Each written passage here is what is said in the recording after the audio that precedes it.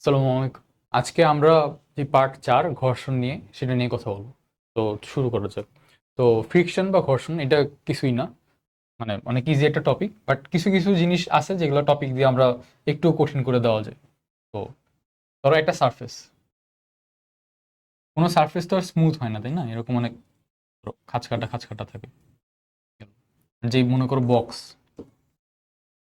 বক্সের যদি তুমি নিচের এটা একটু দেখো, তাহলে এটাও দেখবা যে অনেক রাফ একটা সারফেস এরকম। তো এই সারফেস আর এই সারফেসটা যখন বস্তুটা ধরো নিয়ে যাবে এখানে, তো কি একটু তো বাড়ি লাগবে, তাই না? বাড়ি লেগে তুমি ধরো যেই বেগ দিছো বা যেই ত্বরণে যাচ্ছ, একটু হইলেও এই ত্বরণটা হ্রাস করবে, আর তোমার গতির বিপরীতে একটা বল প্রয়োগ করবে। তো এই জিনিসটা যেটা দেখতেছো, এই জিনিসটা আর কিছু না, এটা কি বলে ফ্রিকশন বা ঘর্ষণ। তো গেল।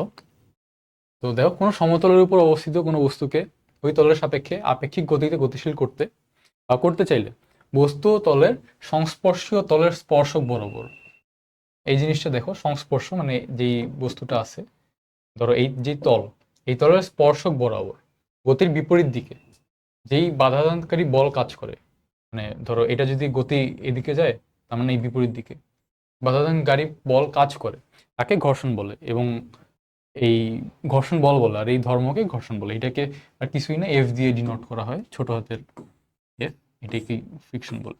এটার এককও সেম, নিউটন। নিউটন। তো ঘর্ষণ মূলত দুই প্রকার: স্থিতি ঘর্ষণ আর গতি ঘর্ষণ। এটাকে এভাবেও তোমার ডিনোট করা যায়। এই বস্তুটা আছে, ধরো বস্তুটা এদিক দিয়ে যাইতে চাচ্ছে, আর এটা কি তোমাদের দেখাবো? এখনো যায়, আচ্ছা। বা ধরো এদিক দিয়ে যাচ্ছে, তো ঘর্ষণ বলটা সবসময় কি হবে, এই যে এই বিপরীত দিকে কাজ করবে, এই বিপরীত দিকে এফটা কাজ করবে। এটার মানটা কি হবে আমরা দেখবো। ঘর্ষণ গুণাঙ্ক বলে একটা জিনিস আছে, এটাকে মিউ দিয়ে ডিনোট করা হয়। মিউ, এটা দুইটা, যেটা হলো গতি স্থিতি ঘর্ষণ, এটার জন্য হলো মিউ এস, মানে স্ট্যাটিক। আর এটা হলো মিউ কে, কে দিয়ে কাইনেটিক, এভাবে ধরতে পারো, গতি ঘর্ষণ। তো যখন যাচ্ছে, তো যেই এফটা আছে, এই এফ এর মানটা কি হবে ঘর্ষণ বলটা, এটা সবসময় মনে রাখবা। যেই ঘর্ষণ গুণাঙ্ক আছে, এটার সাথে এটার অবিলম্বিক প্রতিক্রিয়া বল গুণ করে যেই মানটা পাবা, এটা হবে ঘর্ষণ বলের মান। তার মানে কি, ধরো এটা যাচ্ছে এদিকে, ধরো আর এদিকে ধরো তোমার ঘর্ষণ বল। তার মানে এইদিকে যেই তোমার লব্ধিটা হচ্ছে আর কি, রেজাল্টেন্ট, এটা অন্য আর, ধরো এটা অন্য আর, এটা এই আর কিন্তু চিন্তা করিও না। এটা হইলো এই রিয়াকশন ফোর্সের আর, এটা হলো এই আর, এটা। তো গেল, এটাকে তোমার ল্যামডা বলে। তো এইটা আর কি এভাবে বাইর করতে পারো যে এইটার মানে গুণফল আর এটার গুণফল এটার সমান হবে। এটা ম্যাথ আসে না কখনো বা কোথাও দেখা যায় না, বাট এটা মনে রাখতে পারো। এটাকে নতি কোণ বা কি কোণ বলে, এটা খুব একটা দরকার নেই এখানে। এটা স্থিতি ঘর্ষণ আর এটা হলো তোমার গতীয় ঘর্ষণ। তো এইটা নিয়ে আমাদের একটু আলোচনা করতে হবে। স্থিতি ঘর্ষণটা কি আর গতি ঘর্ষণটা কি। যখন তুমি একটা বস্তুকে ধরো, বস্তু কি, এই জিনিসটাকে ধরো, আমি চাচ্ছি কি এটাকে ধাক্কা দিব বা গতিতে আনার চেষ্টা করব।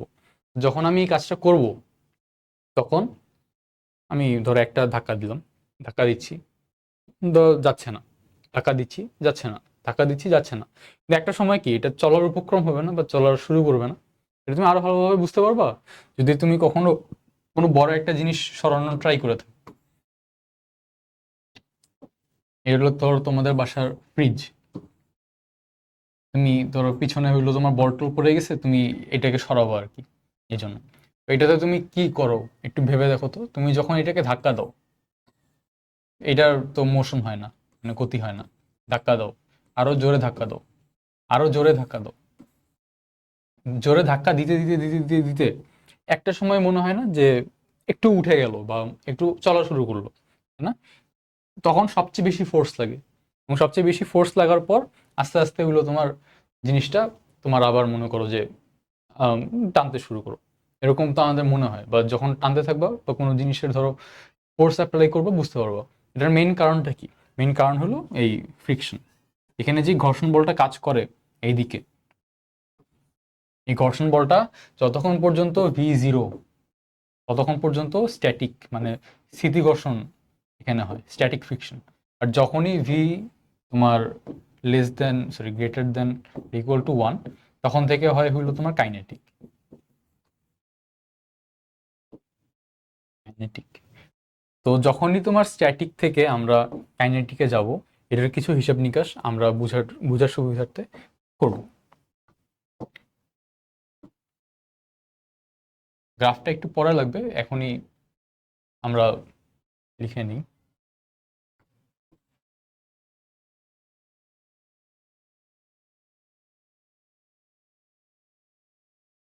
এদিক দিয়ে না, চলো।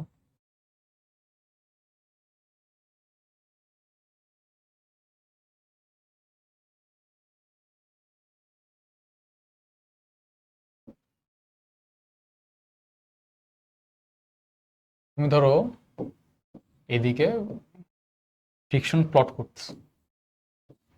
ফ্রিকশনটা আমরা কেমনে প্লট করব? চলো, তুমি ধরো বল প্রয়োগ করতেছো, 1 নিউটন বল প্রয়োগ করছো, বস্তুটা স্থির। 2 নিউটন বল প্রয়োগ করছো, স্থির। এরকম বল প্রয়োগ করতে করতে করতে একটা থ্রেশহোল্ড পয়েন্ট আছে, ধরো এই যে 8 নিউটনে ধরো আসলো, তখন বস্তুটা গতিশীল হওয়ার উপক্রম হইলো। এটাকে বলা হইলো স্থিতিঘর্ষণের সীমান্তিক মান। মানে ধরো এটা যদি মিউ এস হয়, তো এটা হবে তোমার মিউ এস ম্যাক্স।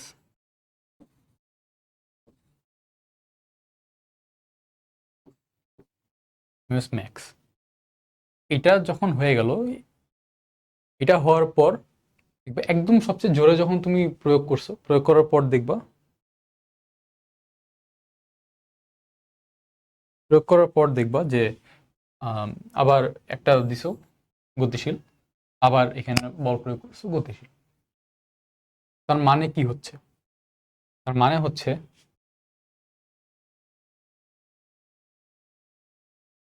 এটা যদি সীমান্তিক ঘর্ষণ বল হয়, তো তুমি ধরো এখানে যদি বল আর কি প্লট করতেছো, ধরো যত বল দিচ্ছ, তো এটা কি হবে? এফ তো কি মিউ এস ইন্টু আর না? তো দেখবা যে বল প্রয়োগ করতেছো, বস্তুটা যতক্ষণ পর্যন্ত আর কি স্থির আছে, ধরো এই যে এতটুকু পর্যন্ত স্থির ছিল,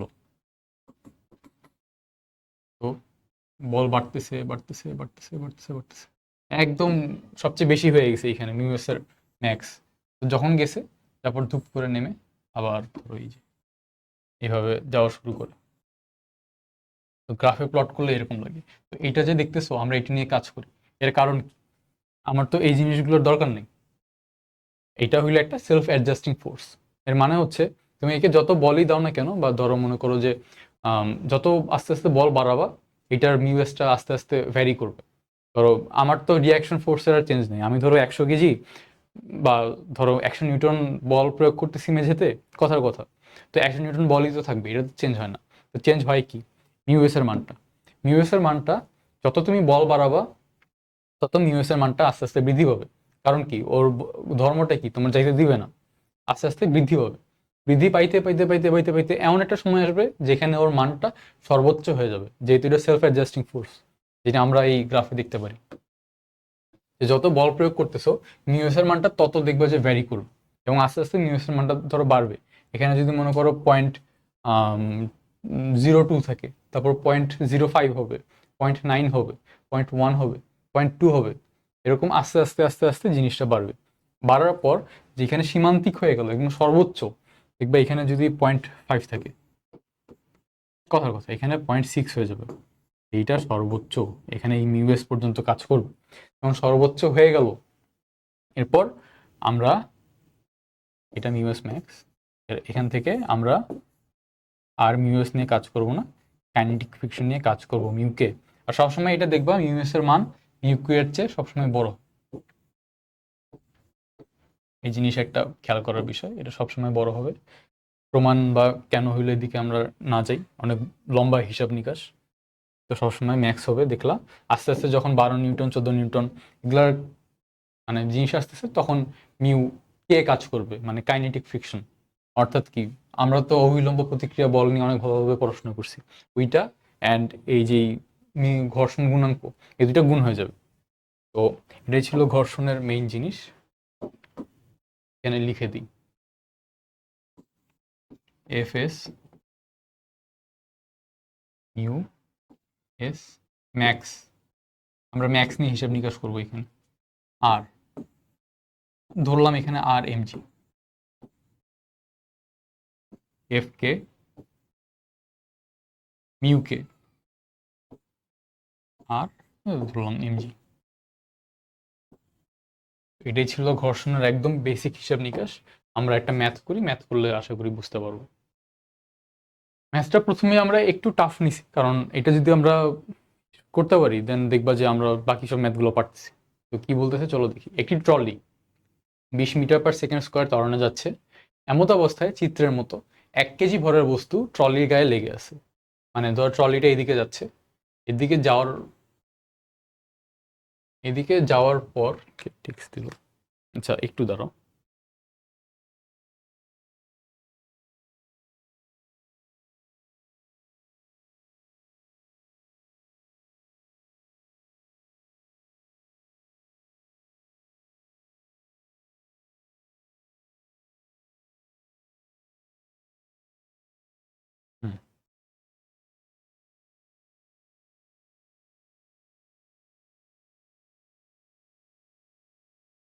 হুম, তো চলো, ট্রলিটা যাচ্ছে এইদিকে, এদিকে যাওয়ার পর কি হচ্ছে, অনেক জোরে যাচ্ছে ধরো।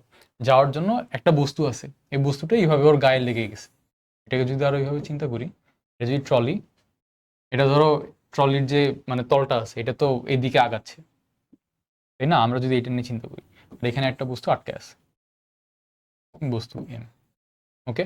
আর এদিকে ধরো এ ত্বরণে যাচ্ছে যাচ্ছে 1 কেজি ভরের বস্তুটি যে জায়গায় আছে সেখানে যদি স্থির থাকে, তবে ট্রলি ও বস্তুর মধ্যকার স্থিতিকর্ষণ গুণাঙ্ক সর্বনিম্ন কত হবে? তার মানে কি, আমরা যে রিয়াকশন ফোর্সের কথা চিন্তা করলাম, এটা যে সবসময় এমজি লেখা যাবে না, এটার একটা অনেক ভালো উদাহরণ এই ম্যাথটা। এখানে দেখো, আমরা যদি 20 মিটার/সেকেন্ড স্কোয়ার ত্বরণে যাচ্ছে, তার মানে কি, এটার F is equal to M A যদি লিখি, এম তো 1, এফ ইজ ইকুয়াল টু 20 × 1, তো 20 মিটার/সেকেন্ড বেঁকে যাচ্ছে গেল।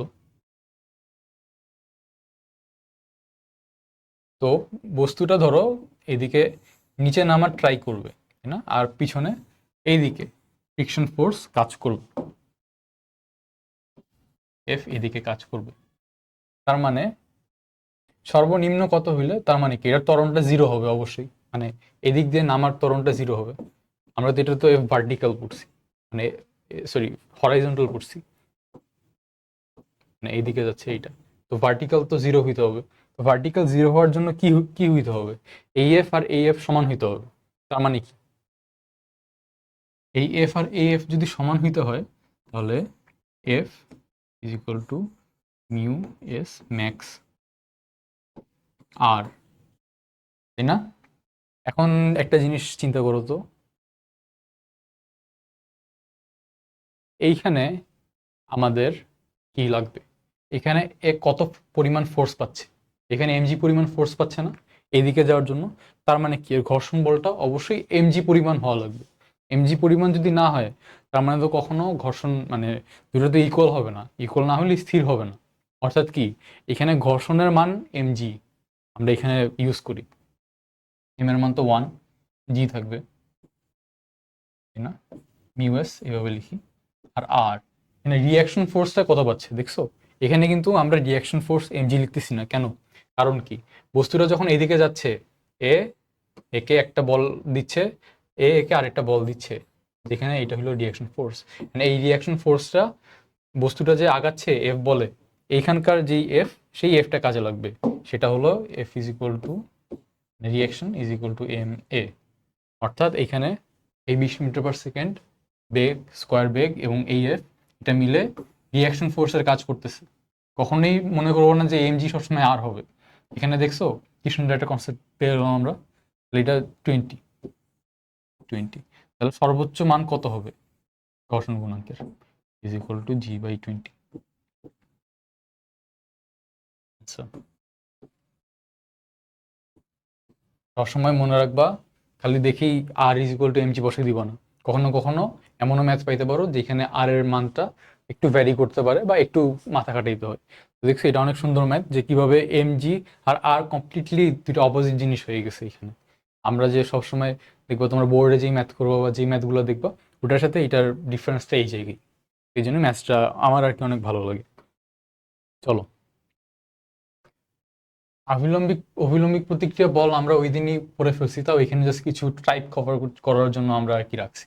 তো টাইপগুলো কি কি চলো একটু দেখি। সমতল ভূমিতে এটা তো কিছুই না, এটা যদি বস্তু হয় এম, বস্তুটা এমজি বল দিকে দিচ্ছে, পৃথিবী এমজি বলে টানতেছে, এটার জন্য দেয়াল এখানে চাপ দিচ্ছে, চাপ দেওয়ার জন্য এইখানে নর্মাল ফোর্স পাইতেছে। এটাই হলো মেইন জিনিসটা, আর নর্মাল ফোর্সটা এখানে এমজির ইকুয়াল হচ্ছে। এই জন্য এখানে আর ইজ ইকুয়াল টু এমজি আমরা লিখতে পারি। যদি এখানে এমন হয় এটার উপর আমি আঙ্গুল দিয়ে ধরো আরো এক্সট্রা কিছু একটা ফোর্স দিচ্ছি, যদি সেই সিনারিও হয়, এক্সট্রাটা সেই সিনারিও হয়, তাহলে আমরা এখানে তখন আর হবে এমজি তো লাগতেছেই, প্লাস আমি যে এক্সট্রা করে একটা ফোর্স দিচ্ছি, ওই ফোর্সটা, এটা হলো একটা সিনারিও হইতে পারে অভিলম্বিক প্রতিক্রিয়া বলার। সেকেন্ড, আনত তলে, আমরা ওই দিনে আনত তলের হিসাবটা করে ফেলছি, তো আজকে জাস্ট লিখে রাখি আমরা, আমাদের সুবিধার জন্য প্র্যাকটিস হয়ে যাবে।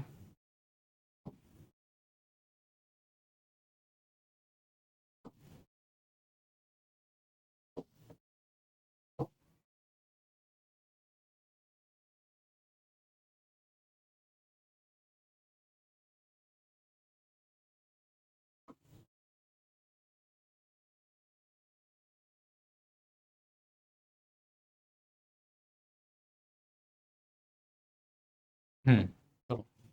তো এখানে আমরা কি দেখতেছি, একটা কোণে হেলানো আছে, থিটা কোণে,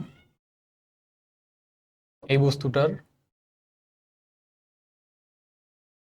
এইদিকে পৃথিবী আকর্ষণ করতেছে না, এমজি বলে। আর এই যে এই তলটা আছে, এই তলের ও কি করবে, এদিকে রাখলে অবশ্যই এদিকে একটা যাওয়ার প্রবণতা থাকবে, এদিকে। আর এদিকে একটা ফোর্স দিবে, এদিকে একটা ফোর্স দেওয়ার কারণেই তো এটা মনে করো যে মানে তল বরাবর যাইতেছে। যদি এদিকে বেশি ফোর্স থাকতো, একই এইভাবে যাইতো, আর যদি একদম ফোর্স হতো তাহলে দাবাই দিয়ে পৃথিবীর দিকে চলে যেত। এগুলো তো হয় না, তাই না? তার মানে অবশ্যই একটা ফোর্স আছে, যে ফোর্সটা এর এই ফোর্সটাকে ব্যালেন্স করতেছে। এই ফোর্স আর ও যে এই তলটাকে ফোর্স দিচ্ছে, এটা অবশ্যই সেম হইতে হবে, সেম না হলে তো যাইতে পারতো না। হয়ে গেল। এটা যদি থিটা থিটা হয়, আমরা পড়ছিলাম, আবার দেখাচ্ছি না কেমন হয়, এটাও থিটা হবে। যদি থিটা হয়, এটা এমজি হয়, তাহলে এটাকে কি লেখা যায়, এমজি কস থিটা। আর এটাকে লেখা যায় এমজি সাইন থিটা। এটা তো এমজি কস থিটা, তখন তো এটা অবিলম্ব প্রতিক্রিয়া বল হবে, আর এটা হবে এমজি সাইন থিটা। অর্থাৎ কি এখানে আর সমান সমান কি হবে, এখানে আর সমান সমান হবে এমজি কস থিটা। আর যেহেতু এটা এদিক দিয়ে ধরো স্লাইড করতেছে, এটা ত্বরণ নিয়ে পড়তেছে, এই ত্বরণের জন্য এটা আসতেছে, তো এদিকে যে বলটা পাচ্ছে, ত্বরণ লিখি, ত্বরণ যেটা পাচ্ছে এটা হবে জি সাইন থিটা। আর এফ এমজি সাইন থিটা। শেষ। লন রোলার, এটা দিয়ে দেখবা তোমাদের ভেক্টর চ্যাপ্টারে অনেক ম্যাথ আসছে, আমরা এখানে একটু আলোচনা করে দিই অল্প করে যে জিনিসটা কি। এটা যদি একটা ড্রামের মতো একটা জিনিস দেখবা, এটা অনেক ভারী হয়।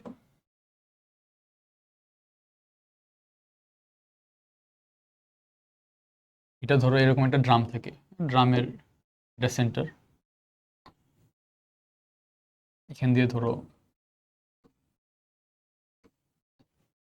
এটা আছে, আর এটা ধরো ঘাস বা যেটি হোক না কেন। তো এটার উপর দিয়ে রোল করে, রোল করলে জিনিসটা আর কি প্লেন হয়ে যায়। এটাই লন রোলারের আর কি মানে মেকানিজম। তো আমরা ধরি প্রথমে লন রোলার টানতেছে, এটা থিটা এফ বলে টানতেছে, তাহলে স্বভাবতই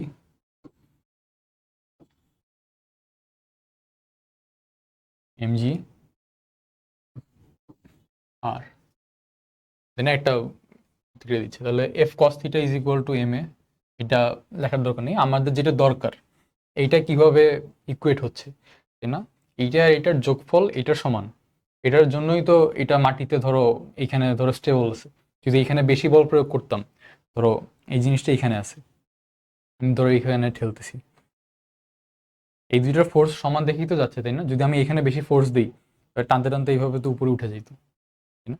আবার যদি বেশি ফোর্স দিই, তাহলে এটা সহ তো নিচে চলে যেত। অর্থাৎ কি, এই দুটোর ফোর্স সেম। তাহলে এফ সাইন থিটা আসবে প্লাস আর, কি হয় দেখি চলো। এফ সাইন থিটা প্লাস আর, এই দুটাকে এম জি এটা সমান হতে হবে। অর্থাৎ কি, এখানে অভিলম্ব প্রতিক্রিয়া বলার মানটা একটু কমে গেল না? M G minus sine theta, এটা হলো টানা।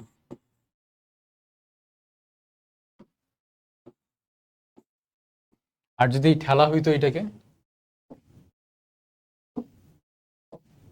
এটাকে যদি আমরা এইভাবে ঠেলতাম, এটাকে যদি থিটা কোণে ঠেলতাম, এটা তো থিটা হইতো, একান্তর কোণ।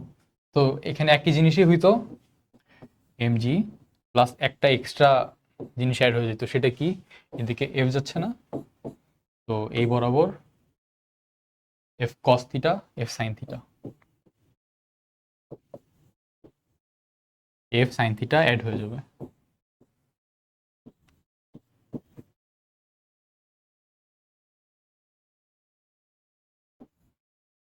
এফ লিখি নেই, সরি,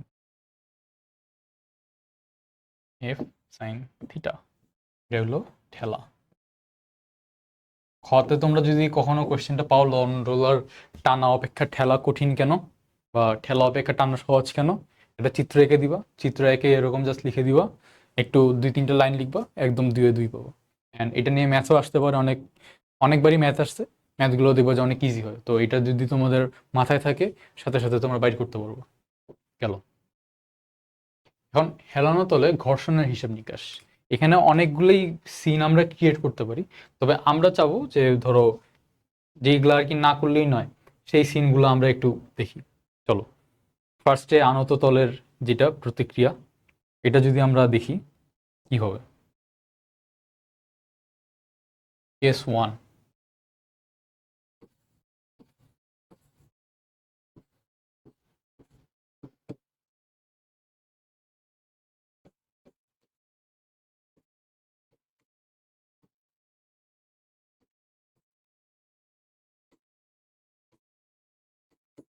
কোনোরকম স্থির,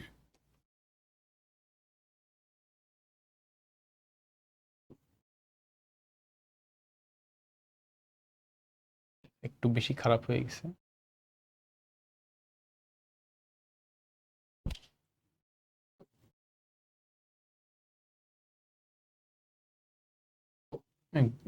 বুঝবা আই গেস।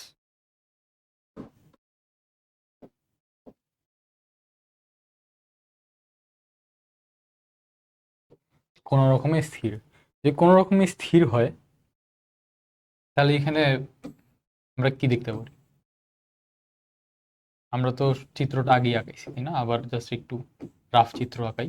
কোনো রকমে যদি স্থির হয়, তাহলে আমার এখানে অবশ্যই, তোমরা তো দেখছিলে এখানে একটা বল পাচ্ছে, তার মানে এদিকে আমার একটা বল দিতে হবে, এদিকে জি থাকে, এটাকে যদি আমি উপাংশে ভাঙাই দিই তাহলে এইদিকে জি কস থিটা আর এইদিকে জি সাইন থিটা। না কোনো রকম স্থির থাকলে এখানে কি হবে, আর সমান সমান এম জি কস থিটা,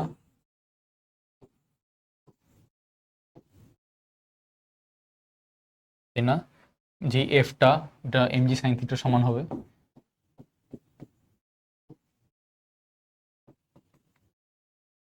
আর ত্বরণ তো অবশ্যই শূন্য, বেগও zero, A is equal to zero, P is equal to zero.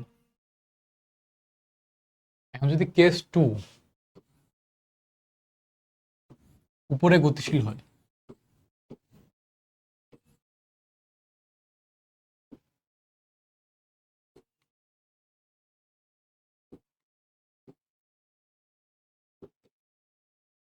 যদি উপরে গতিশীল হয় তাহলে কি হবে, আমার এফ এর মানটা অবশ্যই বেশি হবে, এই জন্য তো নিয়ে যাচ্ছি, সব সব সেম থাকবে।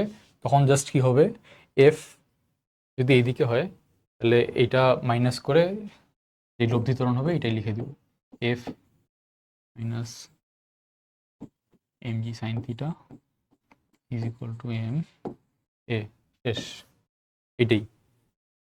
আর আর তো সেম।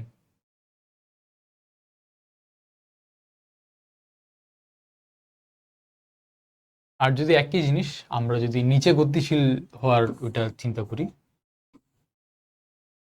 একটু বেশি খারাপ হয়ে গেছে, আচ্ছা চলবে, নিচে গতিশীল করার চিন্তা করি, তার মানে কি আমার এই যে জি সাইন থিটা এর উপাংশটা অবশ্যই যে এফটা আছে ওটার চেয়ে বেশি হবে, তার মানে তো বুঝতেই পারতেছো কি হবে, এম জি সাইন থিটা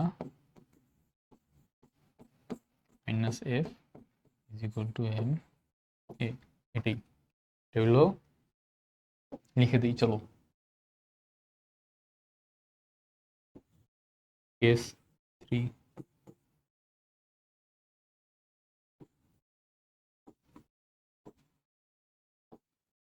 নিচে গতিশীল, খুবই ইজি, জাস্ট একবার যদি ধরতে পারো কেমনে এই অ্যানালাইসিস গুলো করবা তাহলে আর কিছুই লাগে না। এখন আমরা আসলাম হেলানো তল, তো ঠিক আছে, আমরা তো মসৃণ তলে করছি, কোনো ঘর্ষণ ছিল না। এখন আমরা আস্তে আস্তে যদি ফ্রিকশন থাকে তখন কি জিনিস হবে সেটা দেখবো, ওখানে এখানে লিখে দিই।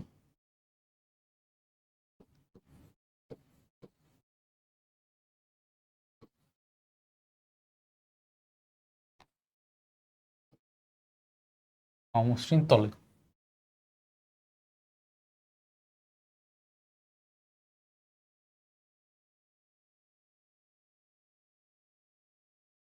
আমরা এখানে এইভাবে চিন্তা করিনি, কোনো বাহ্যিক বল এফ প্রযুক্ত হবে না, মানে কি F is equal to zero, zero.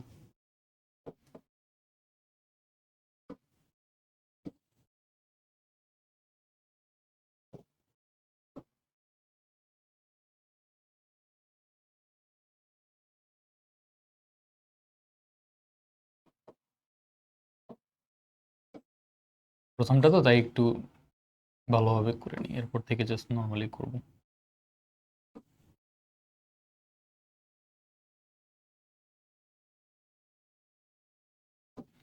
গেল, এখানে অমসৃণ তল, তার মানে কি এফ কাজ করবে, আমরা এইটাকে ধরি যে এটা স্থির আছে, ওয়ান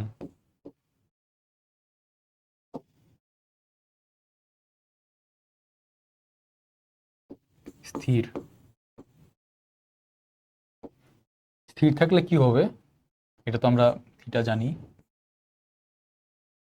এটা যদি জি থিটা সরি এম জি হয়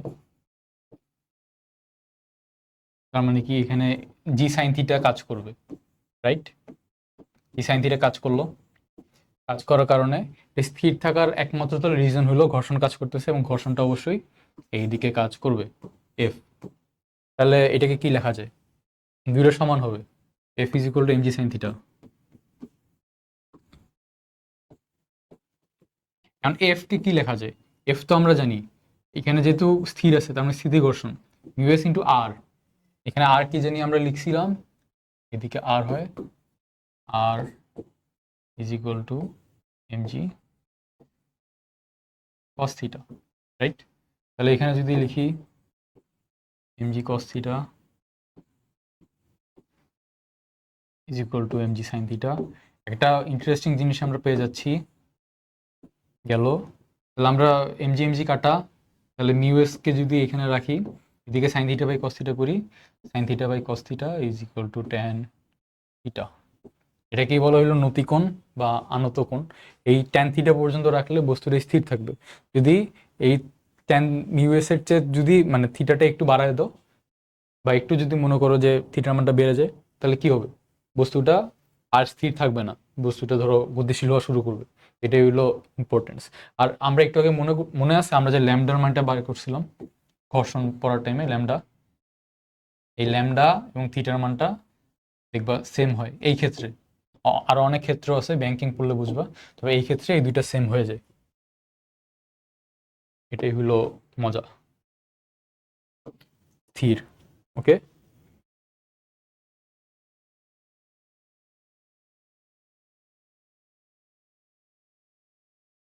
এখন যদি ধরো উপরে গতিশীল বা নিচে গতিশীল হয়, একসাথে আমরা করে দিই, উপরে বা নিচে গতিশীল।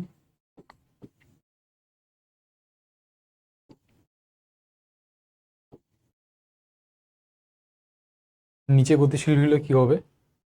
একই জিনিস, যদি উপরে গতিশীল হয় তার মানে এটার মানটা বেশি হবে। এটার মান যদি বেশি হয় তাহলে এফ মাইনাস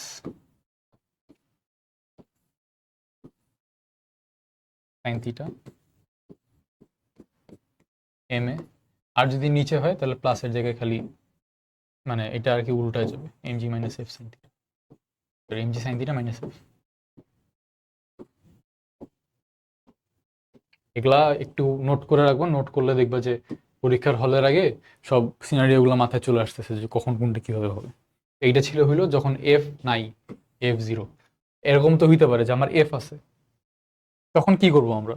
যদি থাকে আমরা এফ বল প্রয়োগ করি, এখানে এফ আছে,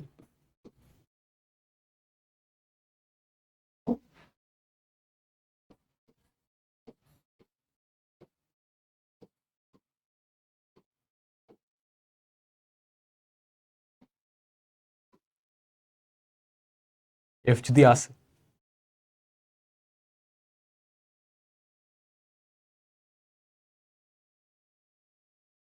কেস ওয়ান যদি আমরা চিন্তা করি যে কোনো রকম স্থির আছে, কারণ এটাতেই দেখবা যে বোর্ডে বেশি ম্যাথ আসে।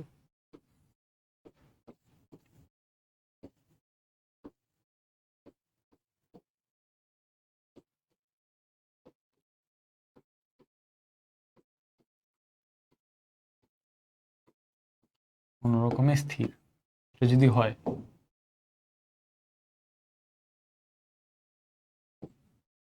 কোনো রকমে স্থির যদি হয়, তাহলে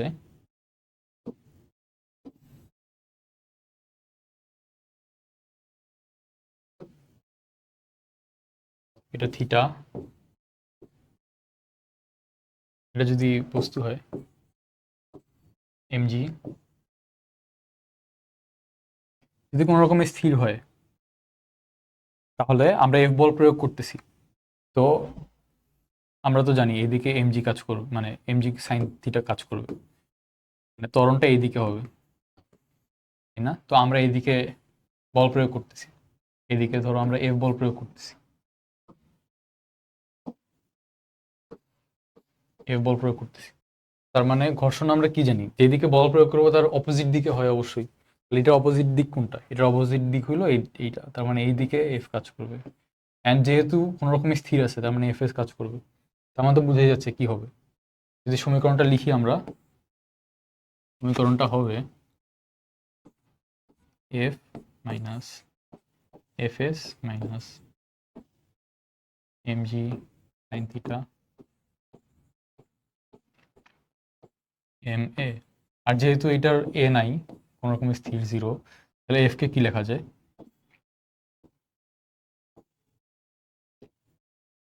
F S plus M G theta. বুঝতে পারছি আমরা?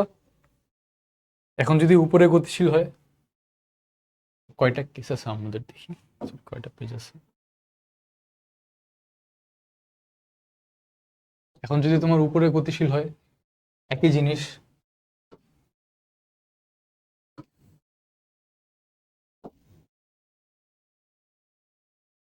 ধরো গোল তো দেওয়া যাবে না, ধরো এই বক্সটা উপরে যদি গতিশীল হয়,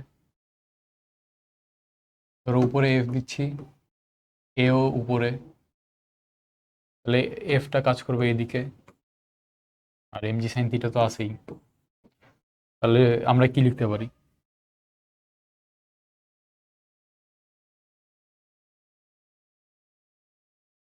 এটাকে লিখতে পারি এফ মাইনাস, যেহেতু গতিশীল, F K minus MG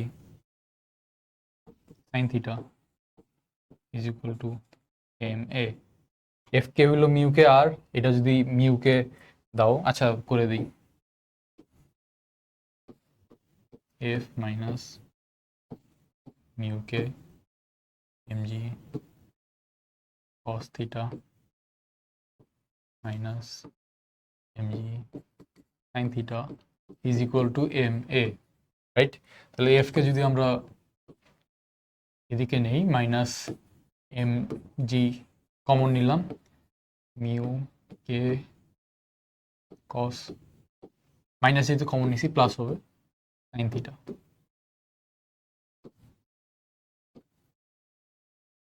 is equal to M A. তো ওইটা যদি এদিকে পাঠায় দাও, তাহলে এম এর মানটা বাইর করতে পারবো। আর যদি নিচে গতিশীল হয়, তো যদি নিচে যদি মানে এফ যদি এইদিকে হয় একই জিনিস, খালি ঘর্ষণের দিকটা চেঞ্জ হয়ে যাবে। এফ যদি এইদিকে হয় তাহলে ঘর্ষণটা আর কি এদিকে ফিল করবে। আশা করি ইকুয়েশনটা তোমরা লিখতে পারবো এভাবেই, খুব একটা কঠিন না।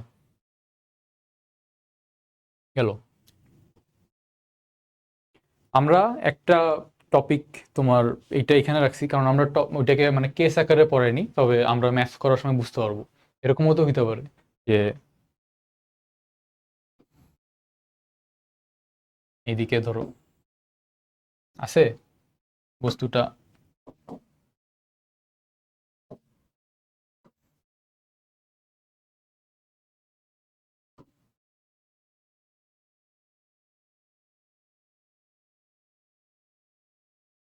ধরো এখানে আছে, এরকমও তো হইতে পারে। আমি তো একটু যদি মনে করো যে ঘাটটা হই, এদিকে বল না দিয়ে আমি এদিকে করলাম কি, বল দিলাম এফ। দেখো এখানে এই জিনিসই কিছু একটা বলছি, একটি আনুভূমিকের সাথে 30 ডিগ্রি কোণে নত, 30 ডিগ্রি কোণে নত তলের উপর 2.6 কেজি, মানে এটার এম 2.6 কেজি,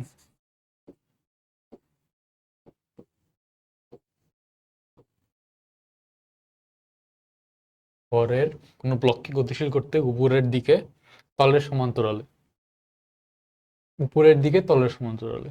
আচ্ছা, তো এই ম্যাথটা ওইটা না, তবে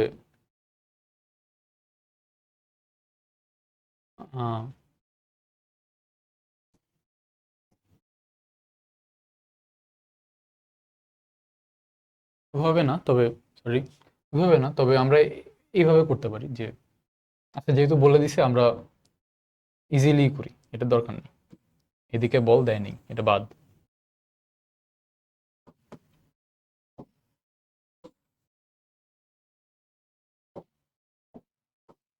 এদিকে এফ বল প্রয়োগ করছে, 20 নিউটন বলের প্রয়োজন। ব্লক ও তলের মধ্যবর্তী মিউএস কত? আমার 20 নিউটন বলের প্রয়োজন হয় মানে কি, এটা হলো একদম ম্যাক্স ফোর্স, এই ফোর্সটা দিলে ও ধরো আর কি, মনে করো যে গতিশীল হওয়া শুরু করে, এরকম আর কি বলতেছে। তো এইটা হলো সেই এফ এর মান।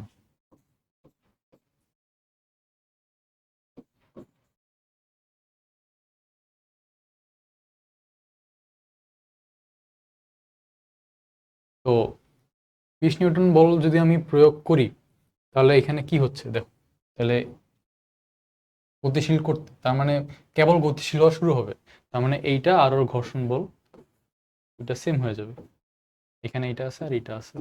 তাহলে যদি 20 যদি হয়, মিউ এস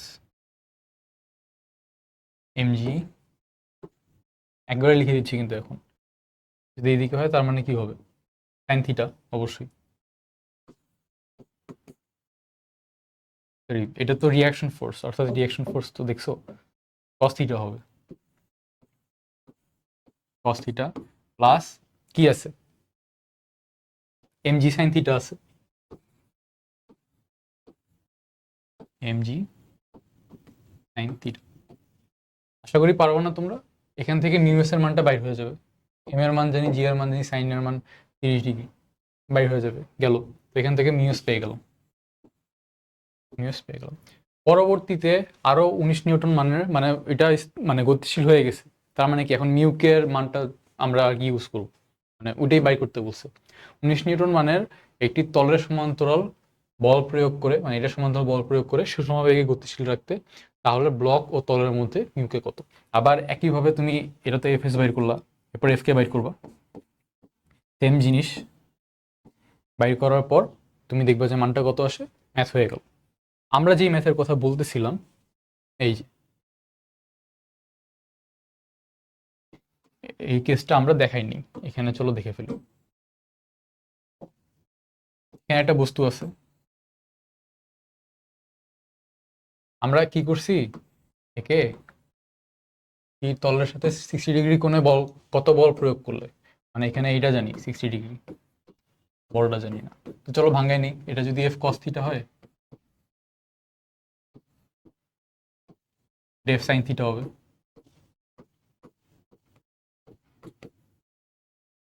তাই না? এফ সাইন থিটা, এদিকে আর আছে, আর এদিকে কি আছে,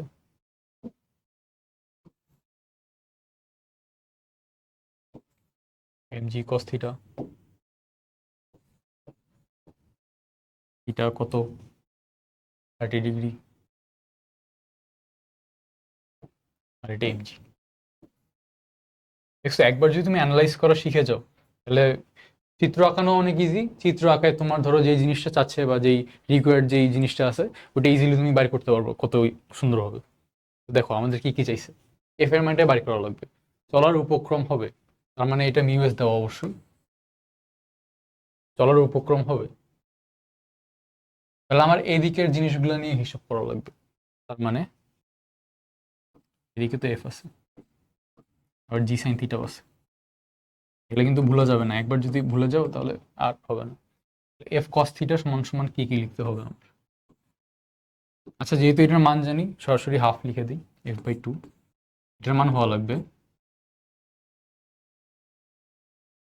এটা মিউ এর মান হইল 0.5, তাই না? মিউকে ইন্টু আর, এখন আর এর মানটা কি হবে দেখো তো, আর এর মানে এখানে এফ সাইন থিটাও হবে প্লাস এম জি কস থিটাও হবে, বুঝতে পারতেছো? আর এর মানের এখানে এটাও কনসিডার করতে হবে, এটাও কনসিডার করতে হবে। লন রোলারের ক্ষেত্রে মনে আছে আমরা যেরকম বল প্লাস মাইনাস করছি, এখানে আমাদের একই জিনিসই করতে হবে। তো চলো আগে আমরা বের করি এটার আর এর মানটা কত হবে। এফ সাইন থিটা প্লাস আর, 30 ডিগ্রি তো 60 ডিগ্রি তো লেখা, তাহলে এফ সাইন থিটা মানে f√3/2 plus R is equal to M G cos theta.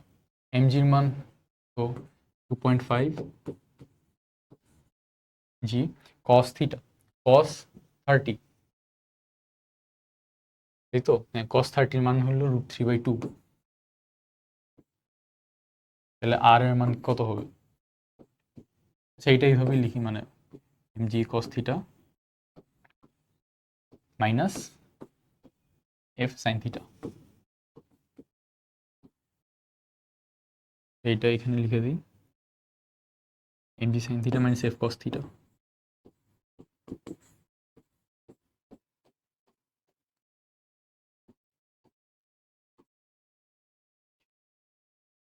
এটা যখন আমি করলাম, আর আমার কি কি আছে, এটা তো আমার ঘর্ষণ বল গেল, সাথে আমার কি এম জি সাইন থিটা আছে, প্লাস ওইটাও লেখা লাগবে, mg sin থিটা। দেখো আমি এখানে কি কি মান জানি, আমি এটার মান জানি, এগুলোর মান সব জানি, এটার মান জানি না, তো এটাকে আবার এখানে আনা লাগবে। এখানে এনে তুমি মনে করো অনেক কাহিনী করে এফ এর মান পাই যাবো। এটা তোমাদের হোমওয়ার্ক থাকলো, তোমরা আমাকে দেখাও, আরো কয়েকটা ছিল যে এফ এর মানটা কেমনে বের করবো। খুবই ইজি, আমাদের জাস্ট ম্যাথগুলো করতে পারলেই হয়েছে, আর কিছু লাগে না। আর তোমাদেরকে আগে আমি বলছিলাম যে একটা এক্সট্রা ম্যাথ করাইতেছি, চলো ম্যাথটা যদি আমরা করতে পারি তাহলে ভালো লাগবে। সময় কি আছে? হ্যাঁ সময় আছে। আমরা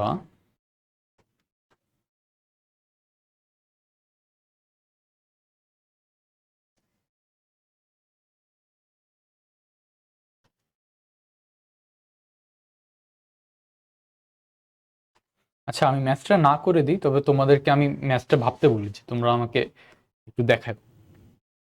আমরা তো ভরবেগের সংরক্ষণশীলতার সূত্র অ্যাপ্লাই করলাম, তাই না? তো এরকম যদি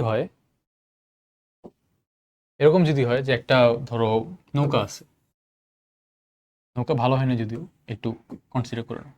নৌকা আছে, নৌকার মধ্যে তুমি এইখানে মনে করো যে একটা মানুষ দাঁড়ায় আছে,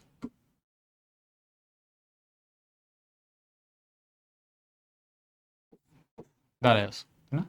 মানে তুমি কি করলা, তুমি নৌকার এই পা এখানে আসো না, এখান থেকে তুমি হাঁটা শুরু করছো, হেঁটে মনে করো গিয়ে গিয়ে গিয়ে গিয়ে গিয়ে তুমি এখানে আসো, না? তাহলে কি, আমরা যেহেতু জানি যে ভরবেগ সংরক্ষণশীল থাকবে, তো নৌকাটা অনেক ছোট, তুমি এখান থেকে হাঁটছো, তার মানে কি নৌকার একটা ভরবেগ হবে অবশ্যই। তো ভরবেগ যদি হয়, ভরবেগ হয়ে ও ধরো এদিকে সরে যাবে। তো এদিকে যদি ও সরে যায়, তাহলে আমার যে কোয়েশ্চেনটা, সেই কোয়েশ্চেনটা হইলো যে হয়ে গেল, হ্যাঁ। আচ্ছা মান দেওয়ার দরকার নেই, চলো এইভাবেই করি। তো এ যদি এই দিক দিয়ে হেঁটে যায়, তাহলে কি হবে? একটা নিশ্চয়ই স্মরণ হবে, এরও একটা স্মরণ হবে, এরও একটা স্মরণ হবে। আমি যদি তোমাকে কোয়েশ্চেন করি যে নৌকার স্মরণটা কত হবে, তুমি কি আমাকে বাইর করে দিতে পারবো?